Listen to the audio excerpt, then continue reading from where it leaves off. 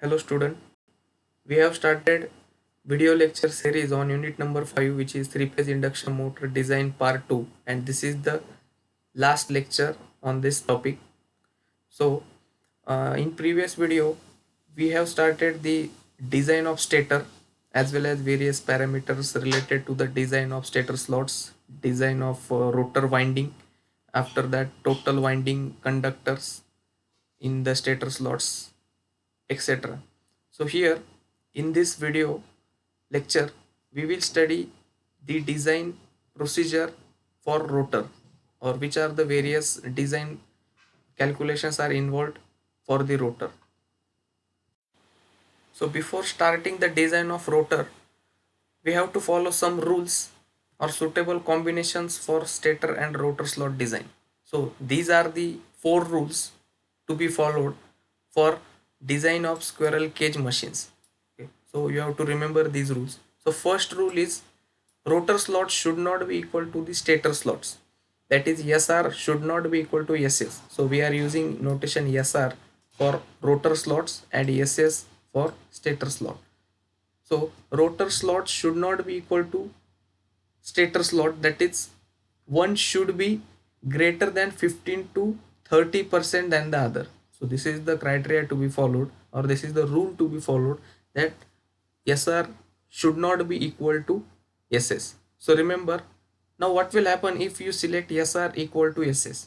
Now if you select both the stator slot equal to rotor slot, then the phenomena of cogging will occur. Cogging means what? Cogging means refusal to start. Your motor will refuse to start.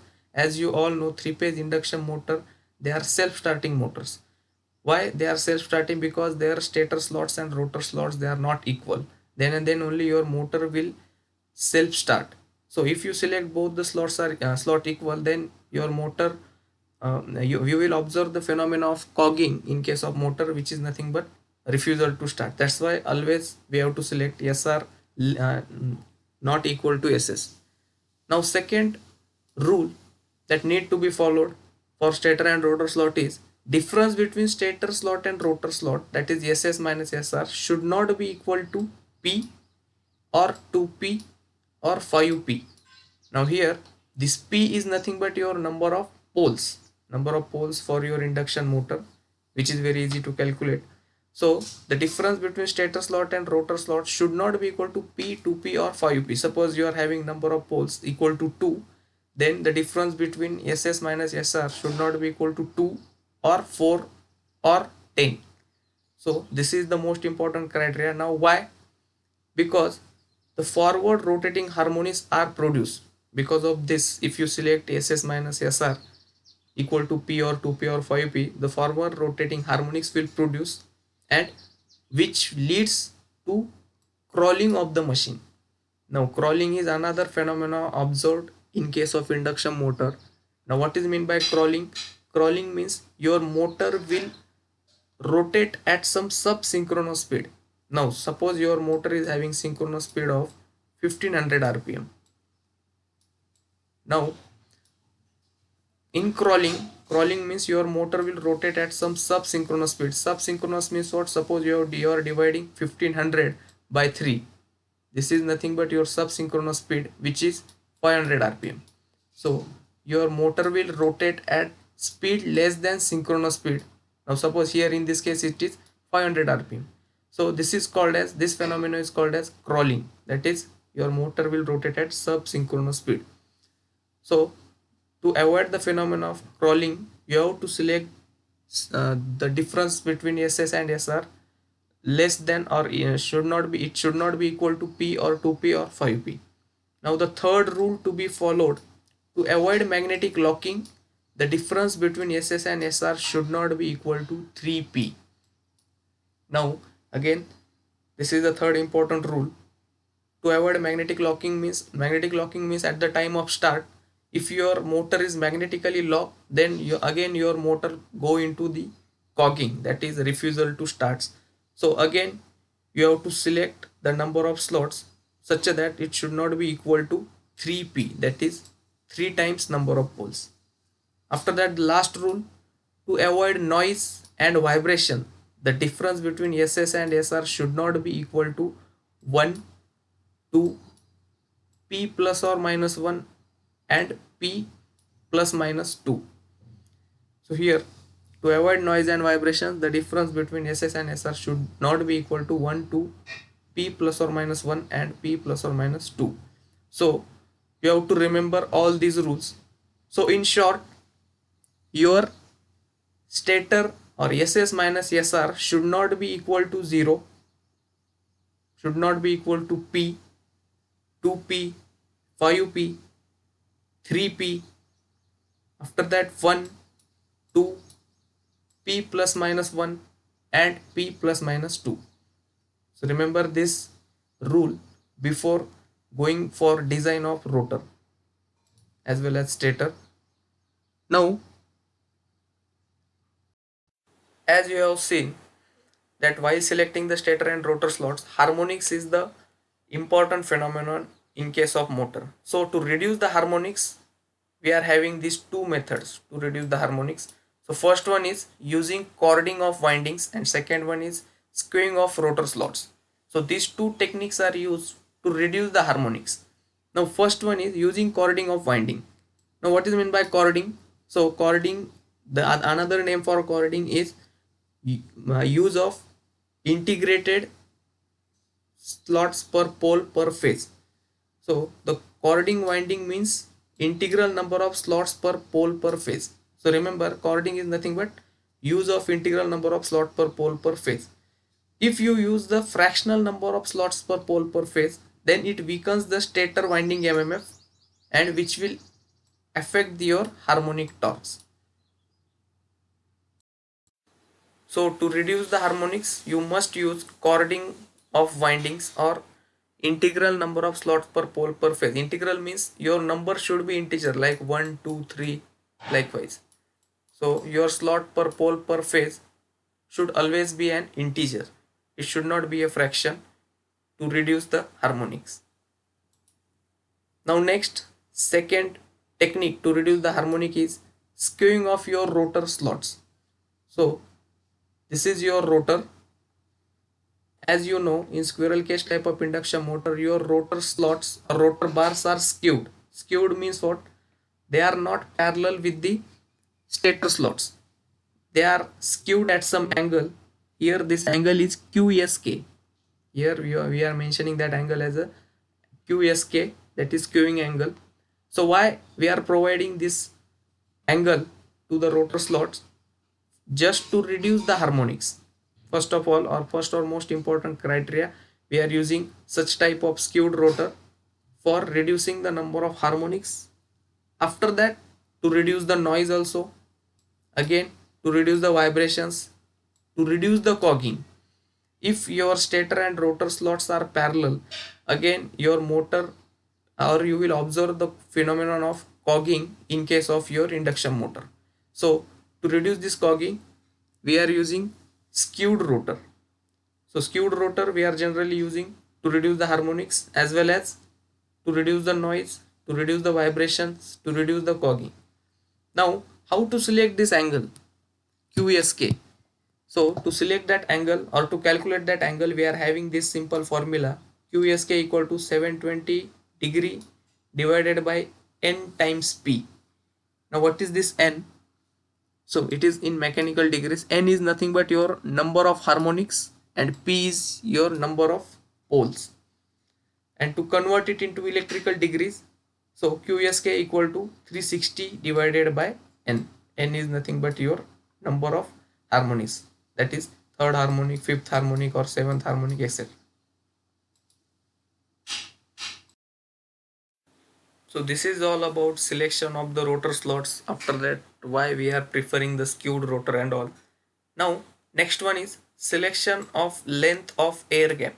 As you all know, there is a air gap between stator and rotor, and there are some factors affecting the length of air gap, which is first one is power factor, second one is overloading capacity, third one is pulsation loss and noise, fourth one is unbalanced magnetic pull, that is UMP. Now how power factor affects the length of air gap? Now remember, if you want good power factor, you must select the air gap as low as possible. But if you want good overload capacity or less pulsation loss and noise as well as less unbalanced magnetic pull, then you must prefer large air gap. So for good power factor, your air gap length should be small as mechanically possible. But for large overload capacity, less noise, less pulsation loss, less UMP, the length of air gap should be large. So depend on your requirement, you have to select the air gap. As if you want good power factor, then you must go for the less or small air gap. And if you want good overload capacity, less noise, less unbalanced magnetic pull, then you must go for large air gap. So air gap plays an important role in designing of your induction motor. Now, design of squirrel cage rotor.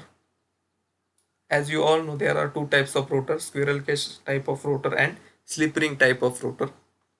So the design of squirrel cage motor includes your design of rotor slots, after that design of rotor bars and slots. As you all know that rotor bars are placed in the slots.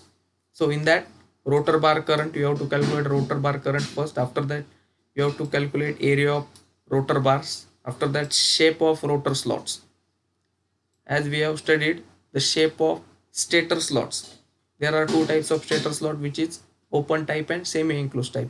Here some different type of shapes are used. After that, fourth one is rotor slot insulation. Next, design of end rings.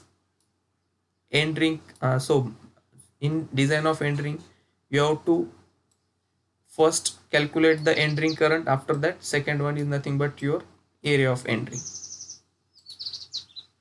The first one is design of rotor slots. Now this is the practical rotor having some slots. This is the first step in designing of rotor, and previously we have discussed some rules to design or to calculate stator and rotor slots. That is most important for selecting the rotor slots. And if there is a fault in selection of stator and rotor slots, your motor may behave abnormally.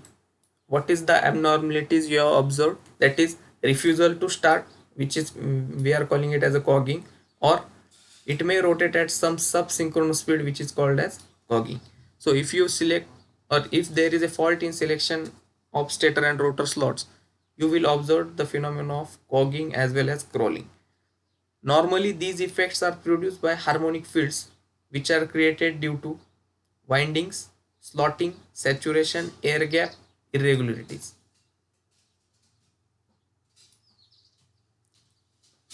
Now, harmonic field has more number of poles like NP. Now, if you select more number of poles, suppose number of poles equal to 4. Here one example is given. Suppose you are having number of poles equal to 4 and the third harmonic.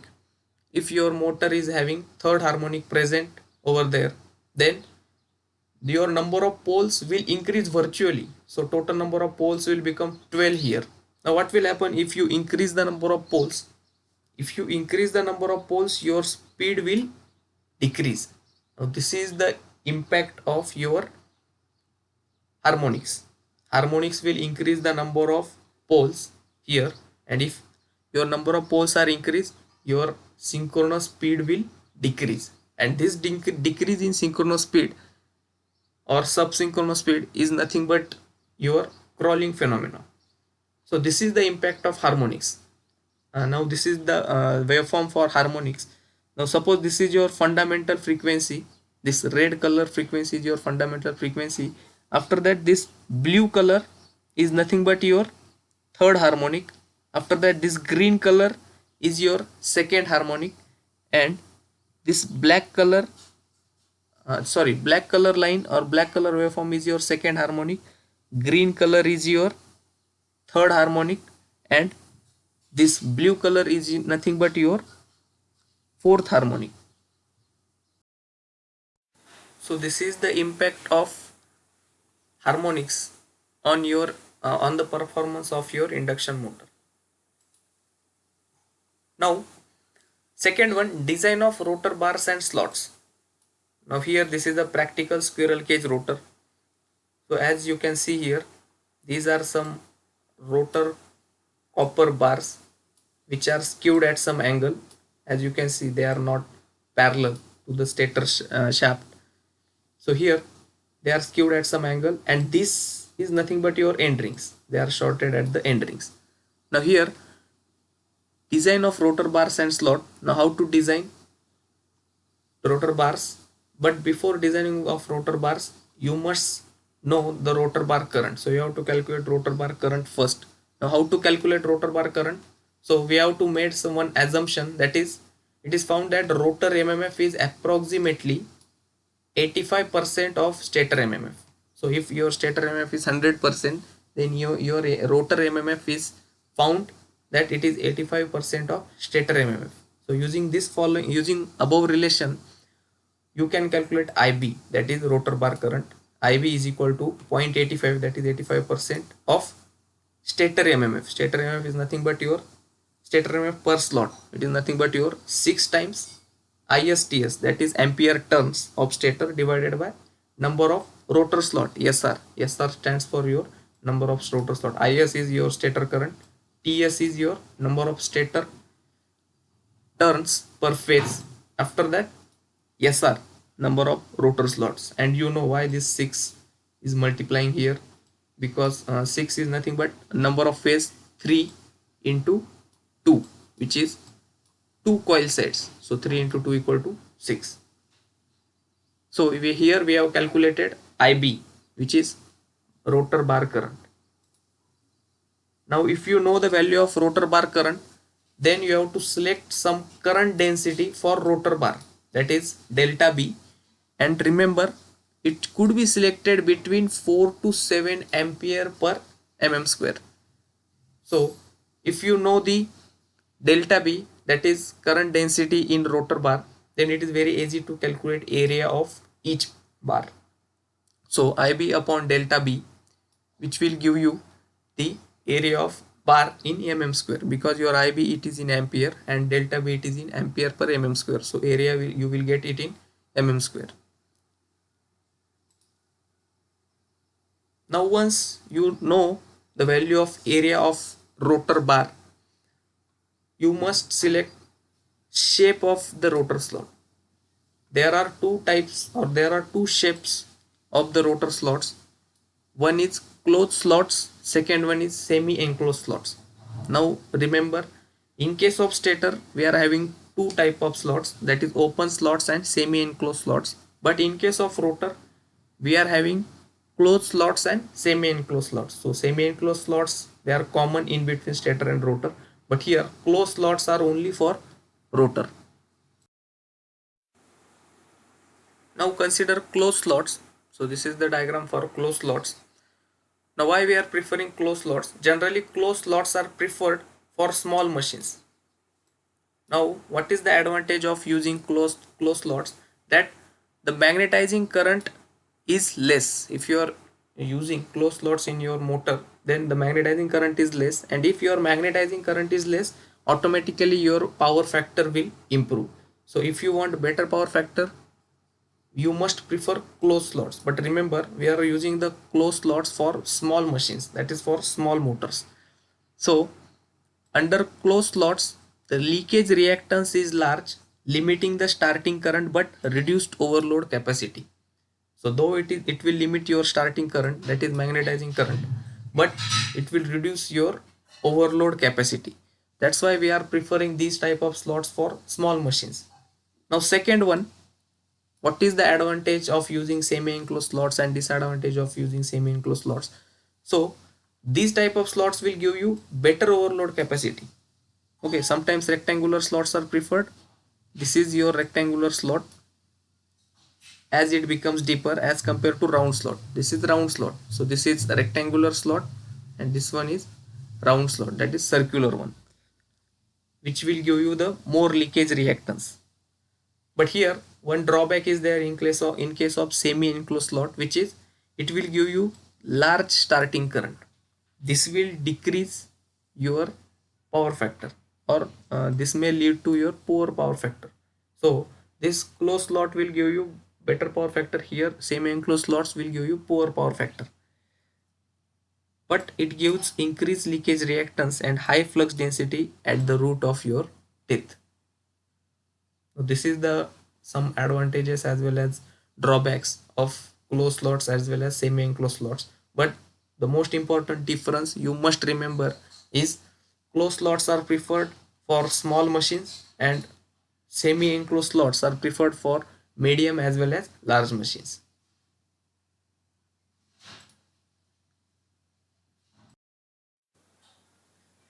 Design of end rings. Now, as you know, the structure of rotor, the squirrel cage rotor consists of copper bar shorted at the end rings. Now, when RMF is cut by the this squirrel cage rotor and EMF is induced in it, and as the rotor circuit is closed one by end rings, current starts flowing through it. This current is shown here. This is your the perimeter of your squirrel cage rotor. Okay, uh, these are your copper bars, and this is nothing but your end rings. Again, this is your copper bars. These verticals are copper bar, and the horizontal lines, they are showing end rings. So as I said that the induced EMF will allow the flow of current through it. Why? Because the rotor circuit is closed one. Now this current direction is shown here. So for half of the rotor copper bar we are having upward current, and for half of the copper bars we are having downside currents. Now here if you observe, this is this black thick line, it will give you the current in the bar, and this dotted line will give you the current in end rings. When your bar current is 0, the current in end rings is maximum here. Whenever your bar current is 0, current in end rings is maximum. Whenever your current in end rings is 0, your bar current is maximum. So remember, this is important phenomenon. It is required to design or to derive the formula to calculate current in the end ring. So current in the end rings, that is IE max, is given by bars per pole divided by 2. Now why we are dividing by 2? Because here as you can see, for half of the waveform the current is upward side, and for half it is downward side. That's why this half 1 by 2 into SR into P. SR is nothing but your rotor slot divided by number of poles. But in practice, current in each bar is not maximum, as it varies according to the sine law. As you can see, this is varies according to the sine law, because in half of the end rings you are having the upward side current, and in half of the end rings you are having downward side current. So that's why, as it follows the sine law, so to calculate IE max, that is maximum current in end rings, we have to multiply it by 2 by pi. 2 by pi into SR into 2 times IP into current in the rotor bars. Again, bar current is also sinusoidal. Remember, the bar current is also sinusoidal, as well as end ring current is also sinusoidal. So IB max is equal to root 2 times IB. Now here your IB is RMS value of bar current, and IB max is your maximum value. So maximum equal to root 2 times RMS value. Now IE max is equal to 2 by pi. Just put this value here, and after solving or after simplifying this, you will get IE equal to SR upon pi P into IB ampere. So here SR rotor slots, P number of poles, IB is nothing but your bar current, as we have already derived the equation for it.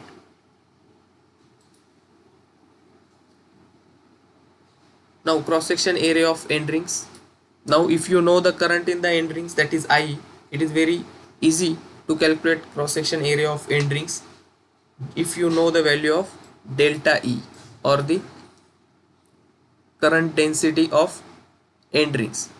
So delta E should be assumed between 5 to 8 ampere per mm square for end rings. So by knowing the value of delta E, it is very easy to calculate AE. Again, AE equal to TE into DE. TE is nothing but your thickness of end ring. D suffix E stands for depth of end ring. Now, from the data obtained from the area of cross section area of end rings, so you can design thickness as well as depth of your end ring. Now the last point in the unit number 5, which is nothing but your unbalanced magnetic pull, UMP, and its estimation. Now what is meant by unbalanced magnetic pull? If the length of air gap is small, then a very small deflection or eccentricity of the shaft would produce large irregularity in the length of air gap, and this is responsible for production of large unbalanced magnetic pull. So what is the reason to produce large unbalanced magnetic pull? That is less air gap or the small air gap. So if you select a small air gap, then there are the chances of large unbalanced magnetic pull. Now what is unbalanced magnetic pull? That means nothing but your motor or the shaft of motor will result in falling of rotor with the stator. So this is the impact of your unbalanced magnetic pull. If the length of air gap is large, a small eccentricity would not be able to produce noticeable unbalanced magnetic pull. So what is the remedy to limit this unbalanced magnetic pull is that you must reduce, or you must increase the air gap. You must increase the air gap. Now, which are the various causes of unbalanced magnetic pull? That causes are uneven air gap, manufacturing tolerances, poor quality of machining, wear of bearings, asymmetry in magnetic circuit, asymmetry in winding, and poor maintenance. So because of these factors, your unbalanced magnetic pull will cause. Now here, this is the end of our design of three-phase induction motor as well as the end of unit number 5. These are the reference which I referred for preparing this video lecture. R.K. Agrawal, Principle of Electric Machine Design, A.K. Soni, Course in Electric Machine Design, and K.G. Upadhyay, Design of Electrical Machines. Thank you.